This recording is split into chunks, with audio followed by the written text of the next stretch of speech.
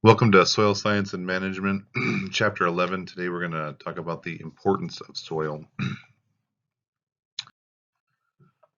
The objectives of this chapter are going to be to describe and understand pH, how this affects development and plant growth. We're going to talk about lime and acidifying soil. We're going to perform some lime calculations. We're going to describe what a saline or a sodic soil is. And we're going to describe methods to treat and manage saline and sodic soils. So soil pH is basically it's the acidity or alkalinity of a soil, and this soil pH affects plant growth as well as plant nutrients. It is measured on the standard pH scale from 0 to 14, 0 being most acidic, 14 being most alkaline, and neutral being in the middle at directly at 7. Um, when we talk about pH, the pH is basically a logarithmic value of the hydrogen ion concentration within a material, and this is the P stands for your negative log. Your H stands for your hydrogen ion concentration, and when you think about pH, for every number you move, it is considered approximately 10 times stronger. So from 6 to 7, 6 is 10 times stronger as an acid than 7. 5 is 10 times stronger than 6, and if we did the calculation, a 5 is 100 times stronger than a 7. So it perpetuates itself down to 0, and then is exactly the same going towards the 14 number. Most acidic soils that we think about have a pH of approximately 3.5, and then the most basic soils are about 10.5. This soil pH is basically the result of different soil minerals, different ions that are within the soil, different cations that are being exchanged within the soil. When you are thinking about high pH, this is caused by calcium, magnesium, and sodium forming hydroxide ions. So hydroxide is the OH. These are the opposite of the hydrogen ion within a acid. Lower pH is caused by percolation of water.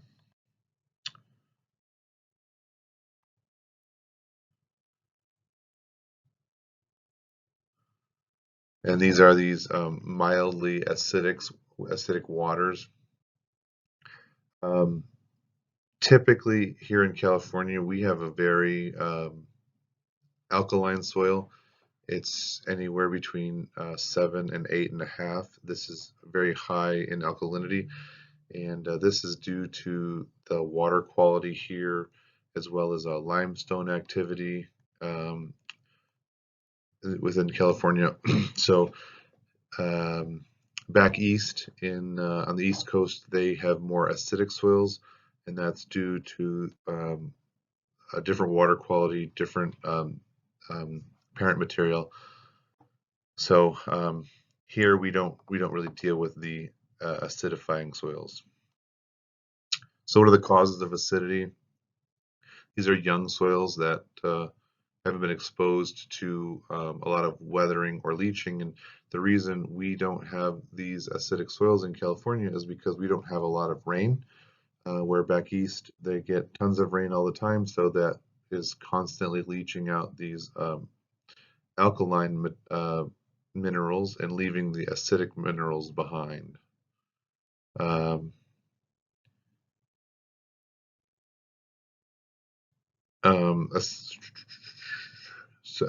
Also, nitrification can be a huge cause of acidity, and the decaying of organic material is a nitrification process, so it is basically causing nitric acid to build up within the soil, and this will cause acidity to be more prevalent.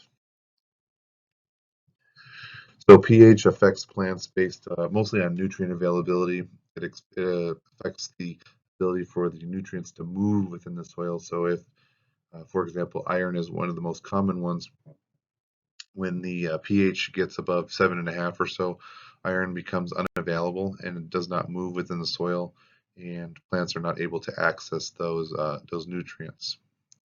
Also, you can open up your plant for toxicity of certain nutrients, and actually these nutrients could be beneficial nutrients, but the pH allows for the minerals or elements to be in such high concentrations that it can be toxic to the soil. And it will also affect soil organisms, and these soil organisms are very important for the root interface microbes, as well as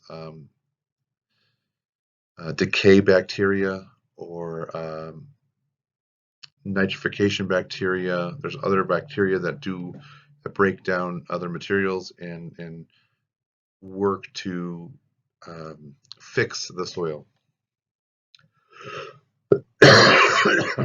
I'm not going to talk too much about this, but if we have an acidic soil, you do something called liming, and this is adding lime to a soil. And the reason I'm not going to talk about this too long is because in California, we don't ever really have to do this because we don't have these acidic soils. So if you do have an acid soil, then you're going to use lime typically to balance out that acidity. So here are the various materials that can be used to lime your soil, and this was one of the things I learned about. I remember learning about in my turfgrass science class was how much of each one of these can fix different pH levels, and so each one of these has basically a different potency for correcting acidity within the soil, and you have to make sure you know how much to put on so you don't go past the point where you'd like it to be. So say you have a 4 pH soil and you want to bring it to a 7, you know you have to move 3 markers, and each one of these products have different abilities to move those markers. So understanding the calculations is pretty critical. So how does it work?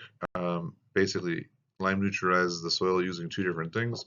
It will use anion base, and it will neutralize the hydrogen ions within the soil solution, and it will convert them into part of the water molecules, and these water molecules will then be moved through the soil. Also, calcium can replace the hydrogen ions in the cation exchange sites, and these calciums are allowing the hydrogen ions to be leached through the soil again. So again, we talked about this, and this buffering capacity is the ability of the soil to take the lime, and you have to add certain limes have to require more product to get the same result, and that is considered the buffering capacity of the soil. Here's your lime calculations. Again, I don't really want to get too deep into this, but understand it. It's something important. This total neutralizing power, or the calcium carbonate equivalent, these are 2 different equation formulas that are used to determine how much of this lime you need to basically have a healthy soil. The lime fineness is going to be similar to like a soil fertilizer, the smaller the grind, the faster it works, but also the slower or the least amount of time that it works. Coarser grinds last longer but don't work as fast. Pretty self-explanatory. So effective neutralizing power, these are the calculations and how to effectively utilize a lime product within the soil. So lime application, these are best results are obtained from liming when there is close contact between the grains and the lime. And lime should be spread evenly over the field and then mixed into the soil. So you're going to want to till that lime in if possible, allowing it to incorporate within the soil particles. So we'll talk a little bit more about this, and this is more up our alley. It's if you have a super acidic soil, you want to use sulfur. That is something that will create sulfuric acid once it's in the soil, and this can bring your soil down from your 8.5 down to into your 7, your happy region. And this is what we do here in California. So soil salinity, this refers to the total dissolved solids within the soil, and this is something that is different based on different parts of the country. One of the ways to combat soil salinity is to use percolation to your advantage, or leaching. This is the over-application of water into a soil that has accumulated these TDS markers, and you are pushing those salts down past the root zone of the plant and into other soils or other areas where the salts do not affect the root zone and plant growth. So some of the effects that soil salts can have is osmotic effects, and that is basically the operation of osmosis, and that is how plants utilize water and pick up the nutrients in the water. Salts can cause a lot of stress on roots, and roots do not like to grow within the salt, and actually can become damaged and not allowed to uptake water anymore if the roots get to a certain stress level.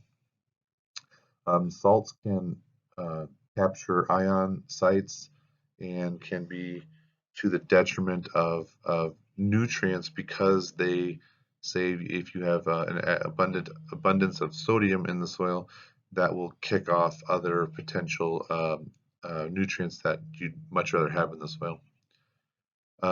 Salts are an inhibition to microorganisms. They can actually kill them, kind of like when we pour salt in our wounds, we don't like it. Well, salt doesn't like to be poured, our microorganisms don't like salt to be poured on them, so we have to be really careful not to accumulate these salts within the soil. And again, if we have that problem, we have to percolate and wash that salt through out of the root zone of the plant.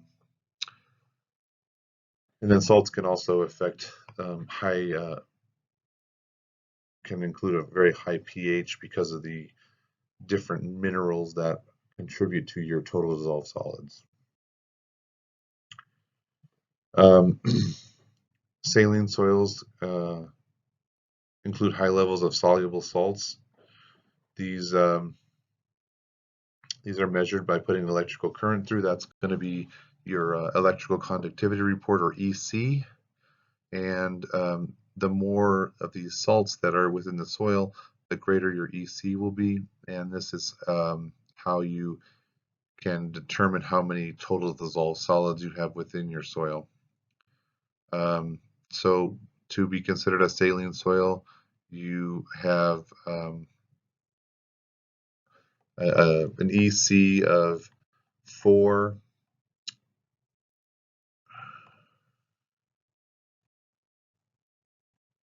Sorry, it's an EC of 4 millimoles, and that is basically converted into TDS, and then you determine how much of this salt is within your soil. Sodic soils are the amount of sodium that are found within your soil, and these are basically your when you accumulate too much sodium within the soil, it can have a different effect on plants than just a simple saline soil. And this basically compares the concentration of sodium versus the concentration of calcium and magnesium to determine if it is considered a sodic soil or a saline soil. So these saline sodic soils, they contain both high levels of soluble salts and sodium. Again, the EC is greater than 4. The SAR is greater than 13. And your pH is less than 8.5. So what do you do to fix these salted soils? And it comes up to a few things, and you first want to make sure that it's practical to do this work. Is it financially viable? Is there enough good drainage to give the salt water a place to go? So if you have a very short root system or you are close to bedrock, then you could have a problem in removing the salts from the soil. And then making sure you have good drainage, and if not, then you need to install proper drainage to allow the salts and the salted water to go somewhere. Basically, when you're reclaiming these salted soils, you're going to flush or leach these salts through the soil. So you are going to use a higher quality irrigation water. This is pretty prevalent in the reclaimed water industry. If you are watering with reclaimed water, they tend to be higher in TDS or sodiums than your potable water, and these solids can be built up within the soil. And to do that is, once a year or every 6 months or so, you want to flush that water through with something that's a really high quality water. So maybe a portable water system can be also dual plumbed, and you can flush the salts out of the soil using this higher quality water. So you got to calculate how much leach salt you believe you have, and you want to make sure you irrigate enough to push that leach salt through. You have to be very careful when you're going to do this, because you don't want to waste money by, say, fertilizing before you start to leach, because then you're going to be pushing your fertilizer through. So this is usually a managed operation. It's timed. It's done with precision. It's done at a certain time. This is actually a pretty complicated thing.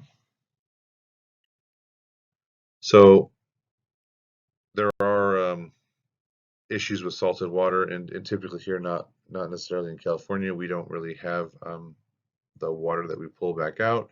So we let it push through to wherever it goes, eventually joining the aquifer, and then it is diluted within the aquifer so that the salts do not affect the quality of the water.